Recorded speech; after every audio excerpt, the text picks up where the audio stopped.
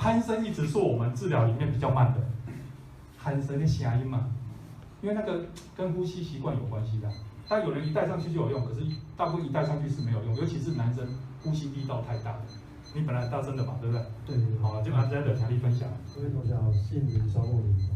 我今天就是刚戴满牙套满1周年了。1周年，我看那个盒子后面有写这3月已经满1周年了。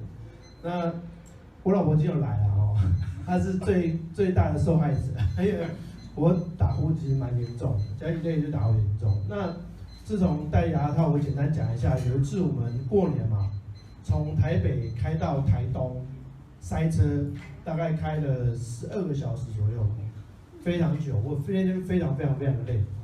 那我说完蛋，因为我们住外面只有住到1间房间，然后全家都要睡在一起，然后完了，这下子一定是鼾声如雷，跟飞机场一样，他们都不用睡。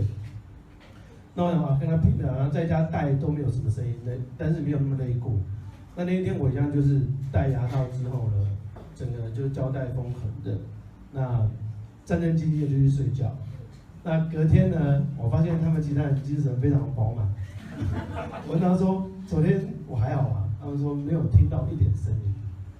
那我觉得这真的是蛮神奇的一件事情，这样子啊。对，因为这是小小的一个分享。那当然刚开始一戴真的很多的不舒服，一开始会流很多口水，然后一直想要吐这样子。那跟各位同学分享，最近因为感冒蛮严重的，那我在上个月的时候发生一件事情，我的鼻子整个塞住，完全塞住，我从来没有塞那么严重过。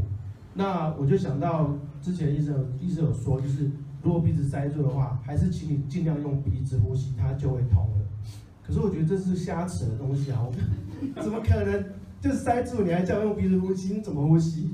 但是我那天我还是相信的去做了这些，姑且相信。对，我想说一定可以成功。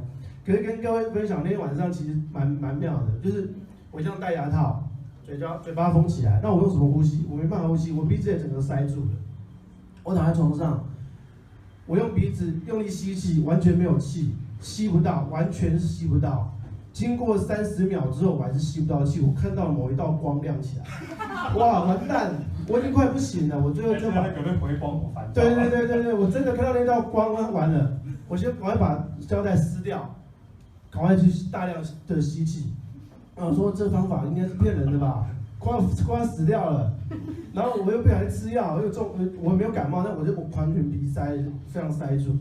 我说好，没关系，人总要相信3次嘛。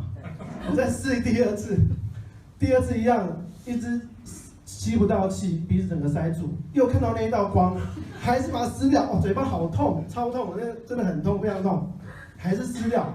然后这样反反复复，大概过了15分钟。我这15分钟当中，我有休息啊，就是我还试了3次，但是第3次以后，事情发生了，我左边的鼻子通了，左边鼻子已经通了。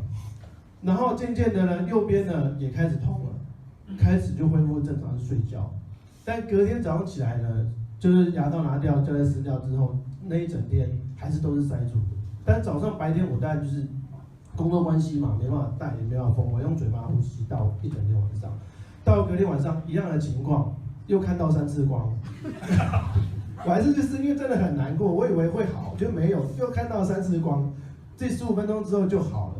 就恢复正常，到第2天晚上，隔天之后就没事，就没有再看到光过，就整个通。哇，这个经验很特殊。所以我觉得蛮特别，就是明明它是塞住，可是你还叫我们用鼻子，还是要呼吸，它就一定可以通。我本来没想到有人会这么彻底执行。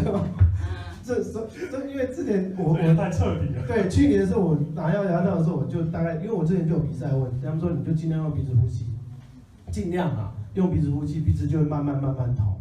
可是我那一次没有想到上个月的情况那么差。你那阵子是很忙吗？还是？不是，我是觉得快感冒。哦，太累了，太累，快感冒。我老婆也知道嘛，那时候那天塞得严重。